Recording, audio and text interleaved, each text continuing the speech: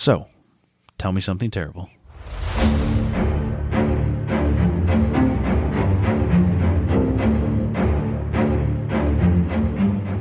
No pre-show banter. People say we banter together nicely. It's like we've been married and nag at each other for the last 10 years. What if I just sat here in stone silence for the first 30 seconds? Please don't. Okay. All right. Is this one mildly terrible or pretty terrible? Mildly terrible. All right. Let's jump into it. All right. You ready to get started? Yep. Hi, I'm Tiffany. Hi, I'm Scott. And this is Tell It's Me nice Something. to meet you. Hi. And this is Tell Me Something Terrible. Episode 5. Yep. All right. Ready to get I started? got no snarky comments about 5, but yeah. Yeah, no, I'm ready to get started. Okay. Waiting for that snark. Do you need some coffee before we get started? No, I'm okay. No, another drink of wine? No. Okay. All right. Fully caffeinated. We're good. All right. So today's story is about the deadliest tornado in the United States history, known as the Tri-State Tornado of 1925, or the Great State... Oh, just kidding. The Great Tri-State Tornado. Really rolls off the tongue. It does. Yeah. Well, we Is can't... this what Twister was based off of? No. Oh. I know. No cows? No. A sheriff. We already had a sheriff. I know. Does this one have a machine gun? No, this one doesn't have a machine gun. Not It does impressed. have a sheriff, though. Not impressed. Okay. So on March 18th, 1925, which went down as the deadliest tornado day in the deadliest tornado year in U.S. history, a small condensation tunnel touched down in Moore Township, located in the southeast corner of Missouri, at about 1 p.m. The first death occurred at 1:01 p.m., a farmer that was caught off guard, so it escalates very quickly from This is here. efficient tornado. Yes, it gets worse. So moving quickly northeast, it hit Annapolis, killing 2 more people, and it decimated Which state are we in? Missouri. Okay. Because Annapolis is in Maryland, right? Like the big Annapolis? Anyway, I thought it was proceed. in... Isn't it in Indiana? We are geography experts. No, Indianapolis is in Indiana. Oh. I believe Annapolis is in Maryland. Is there a sports team in Annapolis? No. Oh, see, then you would know. Yes. So it moved quickly northeast. It hit Annapolis, killing 2 more people, and it decimated, as in like it completely flattened 90% of the town.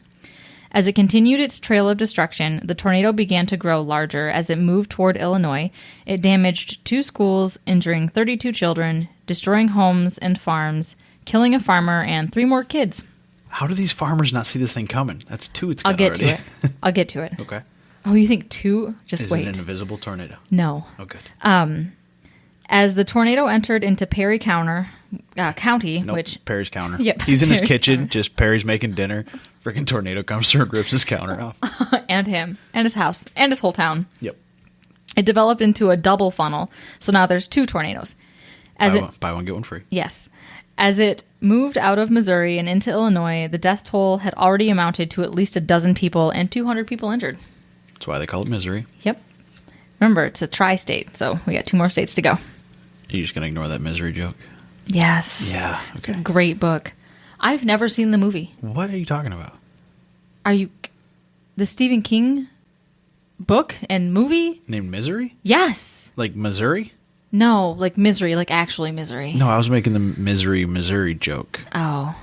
I don't read books. No, you don't. That's why you read to me. Yes. I don't have time for that. So the tornado then moved, as in swam, across the Mississippi River into... No, it didn't. Yes. No, it just moved across. It's like Jesus. It walks on water. It does. Yeah. Into southern Illinois, and here it I tore... thought there was 2. Where'd the other one go? There's 2. Yeah. It's a whole storm system. Okay, so they're moving together? Together. Oh, Yes. that's terrifying. Mm-hmm. Okay. Well, there's one really big main tunnel. There's a whole thing, because this happened in 1925. There's no photos or anything of it, so they've tried to replicate it in computer systems and all different sorts of stuff. So as of right now, we are aware of that it's splitting into 2 at some point, and then there's just one massive. It's like almost like a hurricane on land here. Yeah. Awesome. Okay. Where was I? You've distracted me.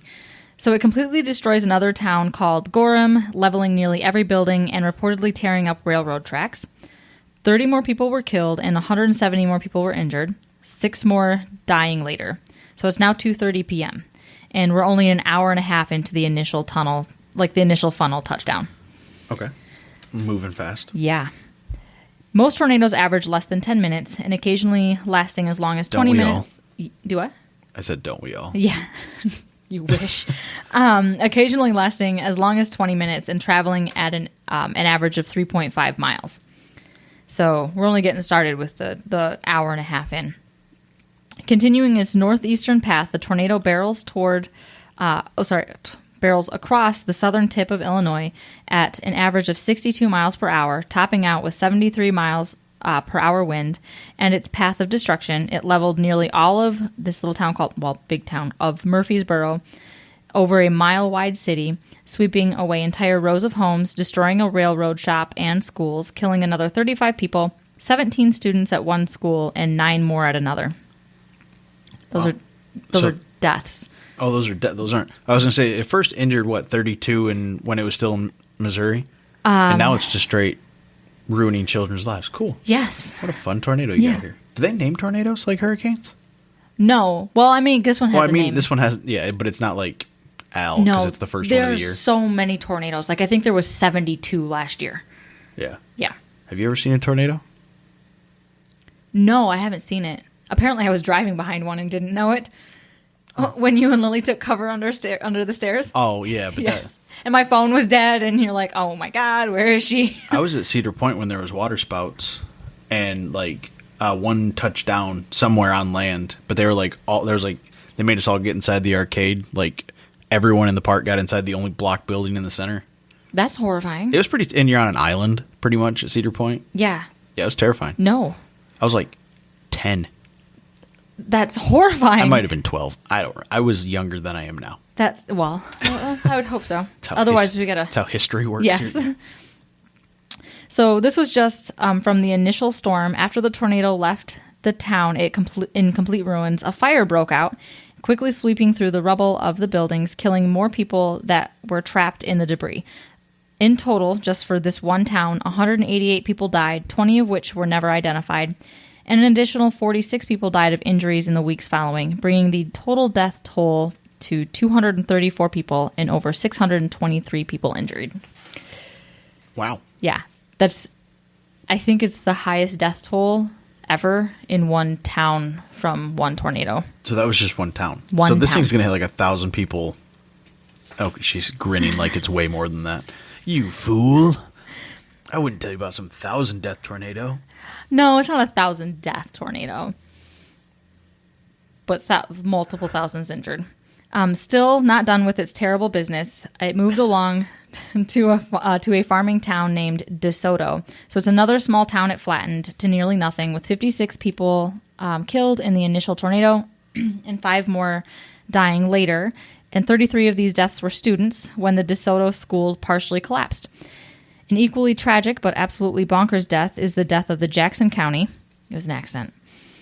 Deputy Sheriff George Boland, who was on the patrol when the storm hit DeSoto, and the tornado lifted him from the ground, and he disappeared into the funnel. There's your sheriff. Okay. His body was never found. Yeah. It ate him? Yes. So probably checked him out into some body of water somewhere. Yeah. Well, it's southern Illinois. Are there any bodies of water? Oh, wait. The Mississippi. Or lakes. That too. It's not a desert. Next, it hit the small town of Bush, where several... No good joke for Bush? I just snickered. That's fine. Where several homes were leveled, pieces of wood punctured the water tower. Yep. And heavy the bush? Yes. Yeah, okay. Heavy railroad axles were scattered about the rail yard, and it killed 10 people here, injuring 37, 4 of which died later from their injuries. So this system is still making its way across southern Illinois. Can you imagine standing there and seeing a railroad come flying at you? Railroad ties are huge. Yes. And the steel. Yeah. Well, yeah, but I mean, it just throw it in, pretty much, what are they, probably, a foot and a half by a foot? They're huge. Yes, they are huge. So it's made its way across southern Illinois. It's tearing through the countryside at this point, killing 25 more people before making it to the next town it hits, which is West Frankfort, a mining town. Here it blows over a Get large... in the caves. Yeah. Sorry. Here it blows over a large multi-ton coal tipple. I don't know what that is. A tipple? I don't know. I don't know either. Yeah. It tears apart more railroads. That's what guys have. It tears apart a railroad truss. It rips up to 300 feet of railroad and blows it away. Oh, it's 1925. Okay, so that's okay. I'm like, Yeah. what's all the railroads? Oh, it's 1920. That's your main mode of cross-country transportation. And it hits like every mining town in the Midwest. Yeah, gotcha. And that's like the only thing that they can like structural. That's probably like the main structure it's going to come across. Oh, yeah. And the fact that it tore up railroads affected getting people to hospitals. So, yeah, it was bad. They had to load up trains. I'll get to it. Okay. 81 people were killing. We're killing. Yes. We're going to kill this tornado. Yes. On top of the tornado, there's also 81 serial killers. Yeah. They're just shooting the tornado. Yes. Kill it. 81 people were killed in West Frankfort, injuring 410 people, and 21 of which died later from injuries, bringing the total death toll in this town to 102. Those 2 shots of whiskey are starting to affect me. I see that. We need a running abacus, too, because you just keep throwing a lot of numbers I'll get to the total at the end, hopefully. I think I put it in here. It then decimates a few more mining villages just for funsies, killing another 26 people. A single family of Isaac Carnes lost 11 family members, including his wife, a daughter and her husband, a daughter-in-law, and 7 grandchildren from ages 0 to 7 years old. So it leveled another small town named Parrish with a death toll of 33, injuring another 60. It's an ironically named town. Yes, and this town, the damage was so bad that everyone just left, and the town was never rebuilt. Oh, it just became a ghost town? Yeah. Oh, that's... Oh, there were no buildings left. There was literally nothing. Okay. It just became vacant land. Yes. So moving along now, it took the lives of 125 other people, injuring an additional 151 people, destroying more homes, small towns, and farms across 2 more counties. And so the widest point of this one funnel reached 1.5 miles wide. That's nuts. Yeah. And there's no, like, what are you going to, you are going to get on a horse and run away from it? Like, you might have a car. Doubtful. It's not going to go fast enough. Yeah. It was moving almost 80 miles an hour. Yeah. And I'm sure they're like, it's on the radio probably. They're like, it's moving this direction, but you can't tell. Like, there's no way to know it's coming. You're just going to get blindsided by a death funnel. Yes. So finally, the tornado has found itself in Indiana. It crosses another river, the Wabash River. The Wabash River? Doesn't matter. Wabash. It hit a town called... That's my Illinois accent. I don't know. That was bad. Thank you. Do you have a deep South accent too? No. Oh. So it hit a town called Griffin, damaging every building in the town. 41 people were killed, another 202 injured, with 5 dying later. Destroyed some Griffin doors. Sorry. One Harry Potter joke an episode. So it wound up leaving Griffin and the surrounding area with a death toll of 46. Continuing its northeasterly jaunt, it killed an additional 9 people and tearing up more chunks of the earth as it went along its merry way. It then tore its way through a large factory town named Princeton, destroying the south side of town, taking with it the lives of 38 people, injuring another 152, and 6 more dying of their injuries later. Is it still in Illinois at this point? Nope, it's in Indiana now. Okay. So it's moved from Missouri to Illinois. I was wondering what the third state, Yes, to Indiana. I'm so good at geography. I know what comes next to Illinois. Indiana. You already said it. Yes. Yeah. I panicked because I was like, Ohio? Nope. Nope. There's that whole state we've driven through a multitude of times. Yes. Yeah. Mm-hmm. Large sections of neighborhoods were destroyed, and the Heinz factory was badly damaged. Like ketchup? Yeah, I think so. I Just should have looked ketchup, into it, just but I just ketchup assumed. everywhere. Yeah. Just spattering it. It's a bloody and ketchup. Don't worry, they were all in glass bottles back then, and they never came out anyway. So That is true. Just shards of glass and ketchup everywhere. yeah, it's a murder scene.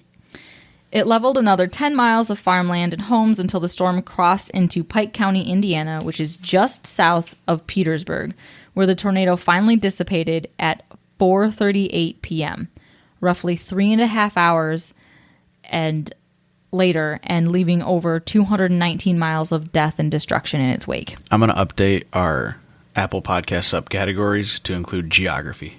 Because we learned so much. Well, you say a lot of geography. I don't learn any of it, but you do include a lot of geography. I can start printing out maps if that helps. Yeah, we'll just post one on the wall here in our podcast studio. It's a old kitchen table with a computer on it. But we should put a map up so I can laser point it while you're talking. That sounds great. Yeah, the cats will love it. Because it'll really translate well with this audio medium with the lasers pointing. We can have, I don't know, we can post videos on Facebook later. Sure. No. So here's your abacus. In total, 695 people died, a third of which were children, and 2,000... You could have left that part out. 2,027 people were injured. Our whole podcast is about terrible stuff. Don't you want to know? True. Yeah, I guess the that's really true. horrible details? Yes.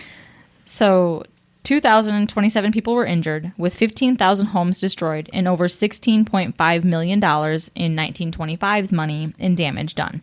In today's money, that's $247.98 million. So in case you care, that's over 14,000% inflation.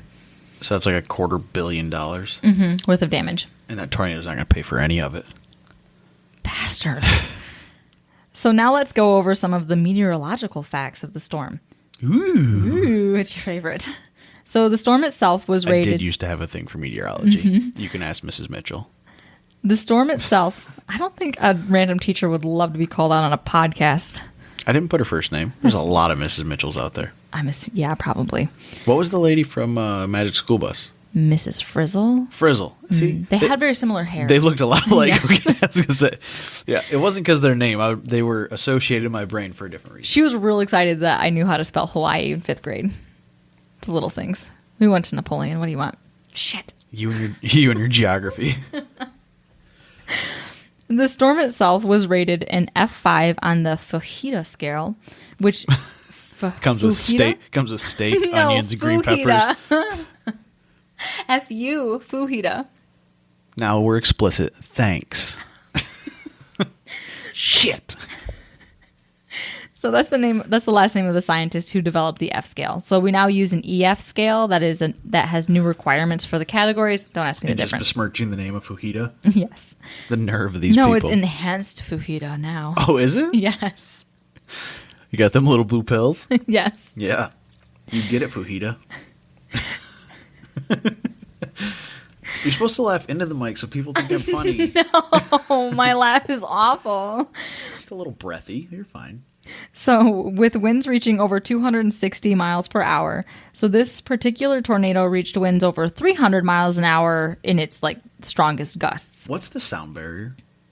I like to ask you thousands. I like to ask you questions you haven't. I don't know. Researched. I'm assuming it's thousands. I know we have airplanes that. I'd Google it, but our keyboard's really loud. And our computer's really old. Yep. Guys, Yes. We need some help here. We got to update some equipment. So 7 years from now, yes, it would have the answer. Along with the funnels, wind downbursts also accompanied the storm. In some places, it widened the path of damage from the tornado to 3 miles wide. Since there were no pictures or footage of the storm, we have to rely on eyewitness accounts to describe the funnels, which were described as an amorphous rolling fog or boiling clouds on the ground, which is why people didn't realize it was a tornado, because it was so big. Yes. And it was 1925, and you have no point of reference. No, not at all. Not unless you're from Kansas or Florida. There's a lot of tornadoes in Florida, what? Right? There's hurricanes in Florida? No, I'm pretty sure Florida's part of the tornado alley. I'm gonna just we'll do a correction. Preliminary disagree. Yeah, we'll do a correction they don't get later. A lot of It's fine. It rains for 3 minutes a day there. I don't think they get a ton of tornadoes. No, but they do get hurricanes. And also because the parent clouds of the funnel were so low. So during a 6-year study of the storm, it was determined that late winter, early spring of 1925 had been drier than normal, and that contributed to the storm, with the supercell that formed and produced the tornado had traveled an even farther path of 412 miles from Denver all the way to Michigan. Again, an accident. Starting out as a normal supercell, it evolved into a high precipitation cell. I don't know what that means. We call it an HPC in the biz. So with these and other wind conditions and dry conditions and something called a dry punch that made the storm unstable. That's when you make punch with this wine I'm drinking. Yeah, Yes. It's a dry punch. Some 7-Up in there. Ooh, we should try that. That might help. No bubbles on the podcast. It makes you burpy. We don't need that. So it's long and it's confusing, and if you want to know more, you can just go to the wiki page for the tri-state tornado. There's like, I would say like half of my research was just them explaining all of these things that I didn't understand. Start Googling dry punch. See what happens. Maybe don't. Nope, I would. No. Do it at work.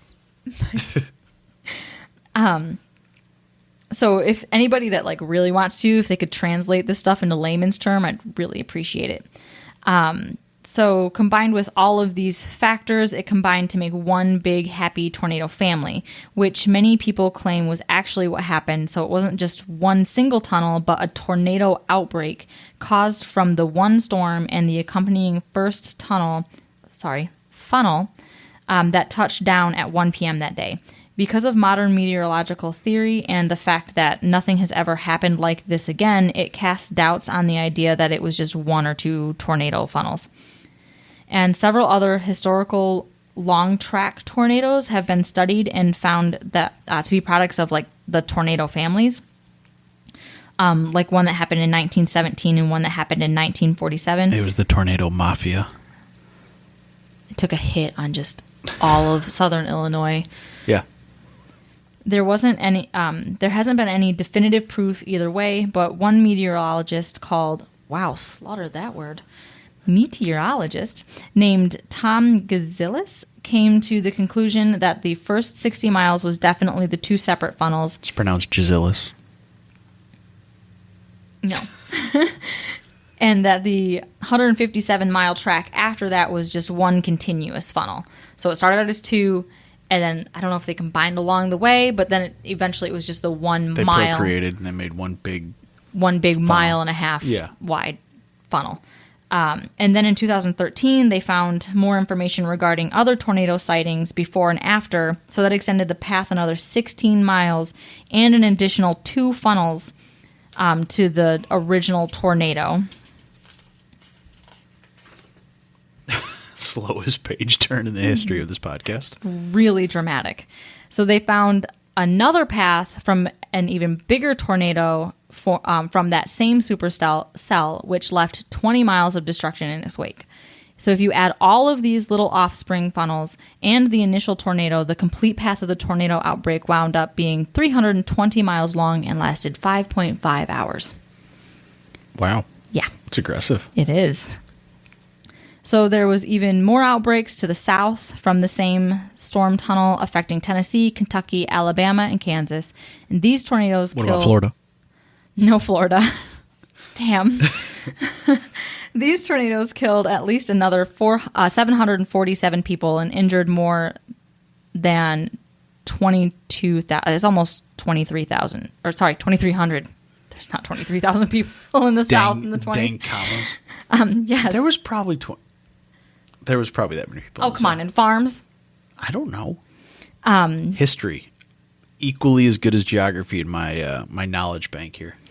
So, yes, it killed at least another 747 people and injured more than 2,298 people. There you I added go. my comma. Numbers. In the aftermath, I studied art. What do you want? In the aftermath of the storm, the injured, dead, and dying had to be transported out of the towns by train loads packed beyond capacities, families getting split up and taken to hospitals up to 14 miles away, and in some of the more rural villages, thousands were left without food and shelter. Fires broke out, making the damage worse. Looting and theft of property of the dead, and 9 schools were damaged, and 4 villages and towns were so far gone that they were never rebuilt. So this tornado set a lot of records. Some of them are still standing today, like the longest track of a tornado and the most depressing, most children killed in a school in a tornado. Oh, why do they have to keep that as a record? You make it sound like it's like an accomplishment. I mean, it is Mother Nature, you gotta watch her. Yeah, but if anyone breaks it, it's going to be her. That is true. Yeah. I mean, The tri-state tornado of 1925, or whatever the title of this was, that's the current reigning champ. Yes, of most child murder. Is it murder? Deaths. Deaths. Yeah. I mean, I guess it depends on who. I don't think there was intent. No. Well, that's probably debatable. No, I don't think it is. I don't think the tornado came through with intent. So how do you feel? Fine. Did you have sources? Oh, yes. So the sources. I got a couple of articles about the top 10 deadliest U.S. tornadoes and fast facts from CNN. Fast facts. Get it? Fast facts. Tornadoes. CNN, they think they're witty. And then I also found some at weather.gov, Wikipedia, and Encyclopedia Britannica, which is fun like to a say. hard copy one? No, they're digital now. Lame. Didn't we have a set of those? No, but my grandma did. Oh, yeah? Yeah, we have an old Webster's dictionary from like the 70s. We do. We should start using that once a podcast. Just pick a random word? No, like a pertinent word to your stories. Just crack it open and see what's in there? Bugs, moths. Probably. Half the pages are gone. It's just dust when we open it. But no, I feel okay. I like I said, I went through like fifth-ish grade, like a big like weather kick. Shout out Darren Rockhole. People around here will get that reference. No one else will. But no, I wanted to be a weatherman for a good like year of my life. And then I realized, there's like 8 weathermen like on TV. Granted, I know there's a bunch more, National Weather Service, all that, but who wants to do that? You want to be, a known weatherman. No, I totally wanted to be a marine biologist. I wanted to like jump in the ocean and be like, peace, guys, I'm leaving. Our dog is snoring. I heard. I don't think it'll get picked up on here, but that would be hilarious. So yeah, we do have, this is exciting, our first shout out. Do you want to shout it out or you want me to shout it out? You shout it out. Okay, we have a Patreon supporter, which is awesome. If you don't know what Patreon is, it's like a way you can like pay a little bit every month to like support us, because it does cost a little bit of money to like produce this stuff and put on the internet and everything.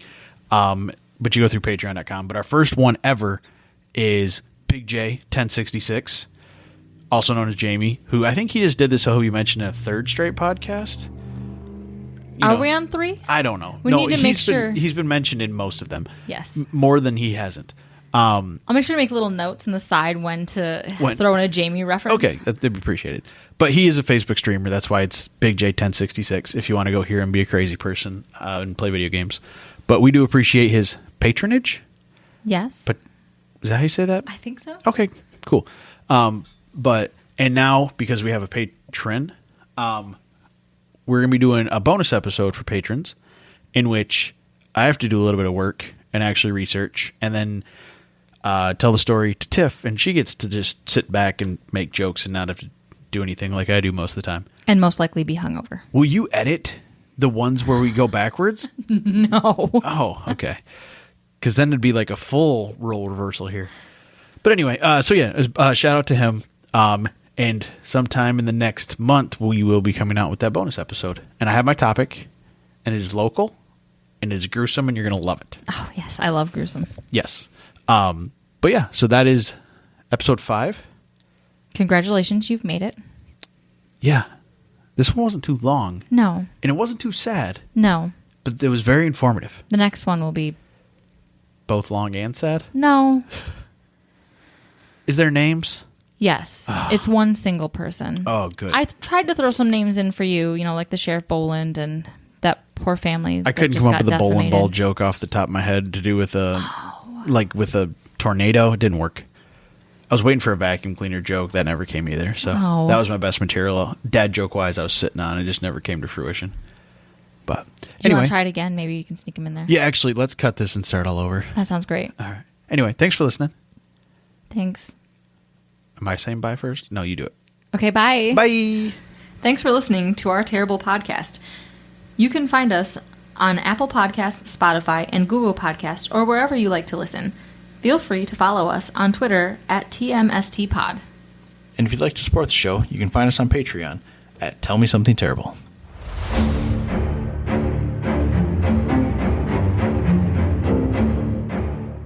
Oof, that was terrible.